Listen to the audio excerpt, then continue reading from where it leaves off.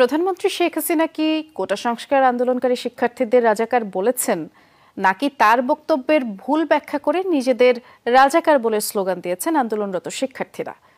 গণভবনে সংবাদ সম্মেলনে ছিলেন এমন দুজন জ্যেষ্ঠ সাংবাদিক বলছেন, বক্তব্যের ভুল ব্যাখ্যা করা হচ্ছে, আন্দোলনকারীদের রাজাকার বলেননি প্রধানমন্ত্রী। অন্যদিকে শিক্ষার্থীরা বলছেন, প্রতিবাদী স্যাটায়ারের অংশ হিসেবেই রাজাকার উল্লেখ করে স্লোগান দেওয়া হয়েছে।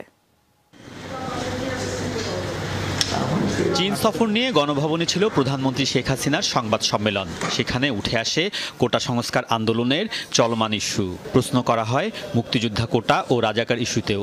এর জবাব দেন প্রধানমন্ত্রী। মুক্তিযুদ্ধের বিরুদ্ধে এত ক্ষোভ কেন? মুক্তিযোদ্ধাদের নাতিপুতিরাও পাবে না, তাহলে কি রাজাকারের নাতিপুতিরা পাবে? সংবাদ সম্মেলনে ছিলেন এমন দুজন জ্যেষ্ঠ সাংবাদিক বলছেন, প্রধানমন্ত্রীর বক্তব্যে কোথাও আন্দোলনকারীদের রাজাকার বলা হয়নি। এ বিষয়ে ভুল বোঝাবুঝি হচ্ছে। তিনি এইভাবে বলেন নাই যে যারা আন্দোলন করছে, যারা বিশ্ববিদ্যালয়ে পড়ছে, যারা দাবি জানাচ্ছে তারা রাজাকারের সন্তান, এটা তিনি কখনোই বলেন নাই এবং তার কথার মধ্যে কোনো প্রাসঙ্গিকভাবে এই প্রসঙ্গ আসে নাই। তিনি কাউকে ওই অর্থে আলাদা করে কেউ রাজাকার কেউ মুক্তিযোদ্ধা সেই দৃষ্টিভঙ্গি নিয়ে কথাটা বলেননি। কেউ তাদেরকে ডেলিভারেটলি উদ্দেশ্যমূলকভাবে বিভ্রান্ত করছে। প্রধানমন্ত্রী তো তাদেরকে রাজাকার বলে নাই।